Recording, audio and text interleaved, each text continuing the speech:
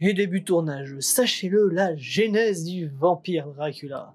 Et salut la compagnie et bienvenue dans ce nouvel épisode de Sachez-le, la version courte des épisodes d'Allez savoir, et j'espère que tout va bien dans vos chaumières.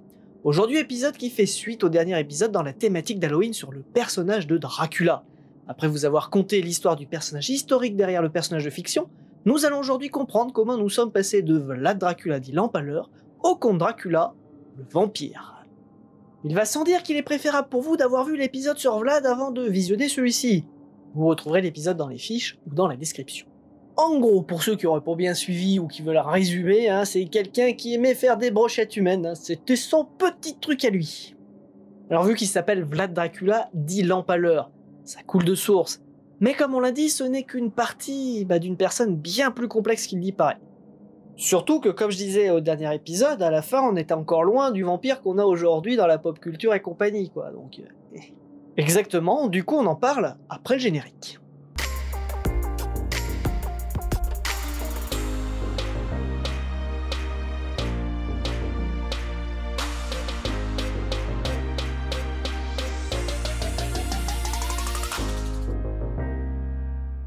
Vlad Dracula, dit l'Empaleur, tomba dans l'oubli après son passage dans notre monde. Enfin, pas entièrement, car il a laissé une empreinte assez importante en Valachie, mais en Europe, son nom n'évoquait plus rien. Les histoires de régions ou de petits pays restent pour la plupart inconnues et surtout restent dans un cercle restreint d'historiens. Par exemple, je suis dauphinois. Pour ceux qui se demanderaient pourquoi il y a un dauphin dans le logo, ça c'est un peu plus clair. Le Dauphiné est une région aujourd'hui rattachée à la France. Si je vous parle de Guiguit ou encore d'Imbert2, est-ce que vous les connaissez ? Et soyez francs et mettez dans les commentaires si vous connaissez ces deux personnages. L'un des deux est plutôt important, notamment pour le rattachement du Dauphiné à la France. Enfin bref, nous ne sommes pas ici pour l'histoire du Dauphiné, mais vous pouvez comprendre du coup que ce genre d'histoire reste dans un cercle assez restreint de personnes qui aiment l'histoire de leur région. Au niveau de la France, qui va faire un pèlerinage sur la tombe d'Imbert II, qui se trouve à Paris. Enfin bon, après que la Révolution, la tombe n'existe plus vraiment, mais bref. Et c'est pareil pour Vlad Dracula dit l'Empaleur. Il reste connu de certains érudits de la région roumaine, mais est complètement oublié du grand public. Vlad revint sur le devant de la scène lors de la formation d'un État roumain qui se concrétise au milieu du 19e siècle. Alors bien sûr, l'histoire roumaine est plus ancienne, mais l'État, moderne que l'on connaît aujourd'hui a été créé au milieu du 19e siècle. Vlad apparaît alors dans la littérature nationaliste comme un symbole de l'indépendance et de la nationalité roumaine. Il est présenté comme un héros national. Avant cela, Vlad, pour les érudits qui l'ont étudié, ressemblait plutôt à un tyran assoiffé de sang, dû à l'instrumentalisation de son image. Bref, deux images s'entrechoquent et cela fait parler.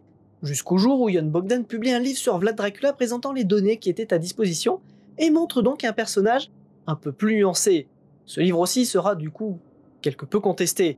Bref, nous n'allons pas revenir sur sa redécouverte, mais ce qu'il faut retenir, c'est que Vlad Dracula dit l'Empaleur devient connu et sort de l'ombre.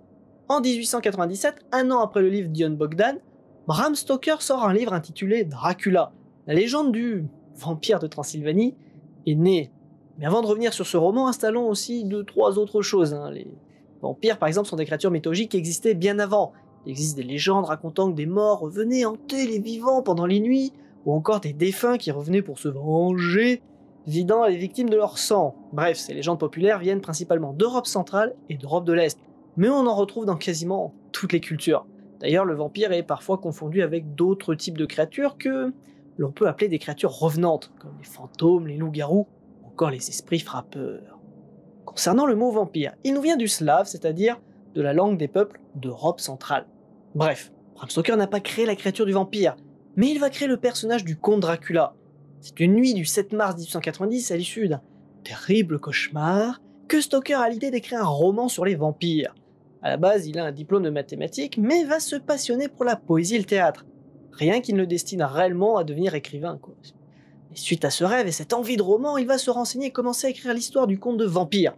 Et il va faire la connaissance d'Amnius Vambery, un spécialiste de l'Orient. Et ce spécialiste n'avait pas la connaissance que nous avons aujourd'hui. Par exemple, selon lui, les Hongrois ont des origines turques et les contes de Zekler de Transylvanie sont issus des Huns d'Attila, ce qui est bien évidemment totalement erroné. Après quelques discussions, Stoker continue ses recherches et tombe sur un livre de William Wilkinson paru en 1820 prénommé un récit des principautés de la Valachie et de la Moldavie. Il y découvre quelques mentions et histoires de Vlad Dracula. Une note en bas de page précise qu'en valaque Dracula signifie « diable ». Quoi de mieux comme nom pour un vampire ? Ainsi le comte de vampire devient le comte de Dracula. Par contre, il va commettre une erreur. Il va faire de son personnage le comte de Zéclair. Or, ces comtes étaient de Transylvanie et Vlad Dracula était de Valachie. Sûrement une incompréhension de Stoker. En effet, une partie de la descendance de Vlad Dracula est devenue comte de Zéclair. Mais on parle de sa descendance, pas de lui. Et comme Amnius Van Berry lui avait dit que les comtes de Zéclair descendaient d'Attila Attila le 1, pardon. Voilà, Dracula descend de Attila. Voilà. Et Stoker va aussi emprunter des idées à Émilie Gérard qui énonçait pas mal de choses sur les comtes de Zéclair, notamment une affiliation au diable, à l'alchimie et à la sorcellerie. Alors bien sûr, d'autres avaient fait des romans sur les vampires, comme John William Polidori en 1819, ou encore Joseph Sheridan Le Fanu en 1872. Il les a lus et il s'en inspira aussi. On peut noter de troublantes ressemblances avec un autre roman prénommé Capitaine Vampire, écrit par la Belge Marie Nizet, qui a notamment voyagé en Roumanie. Puis il y a le livre surnommé Suggestion du frère de Marie Nizet.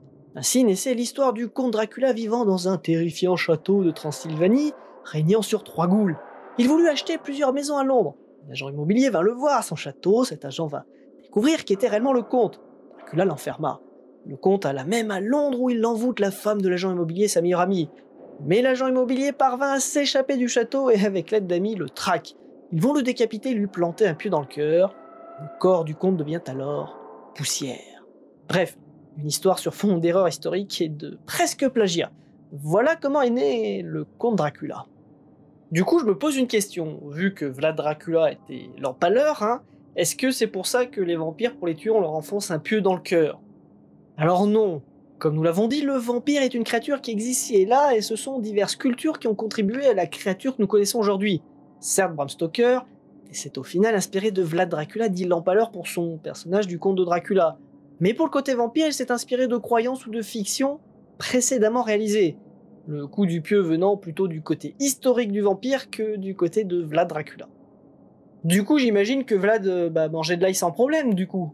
Je ne sais pas, mais pareil pour le coup de l'ail, du crucifix, de l'envie de sang, cela ne vient pas d'une quelconque histoire liée à Vlad, mais plutôt des croyances des vampires selon les cultures, etc., etc. Et sur ces terribles révélations, merci à vous de nous avoir suivis. Et n'hésitez pas à les mettre les pouces en l'air ou les pouces en bas, de commenter, de partager, de vous abonner et de cliquer sur la cloche, sinon j'appelle Vlad et ça va mal se passer pour vous.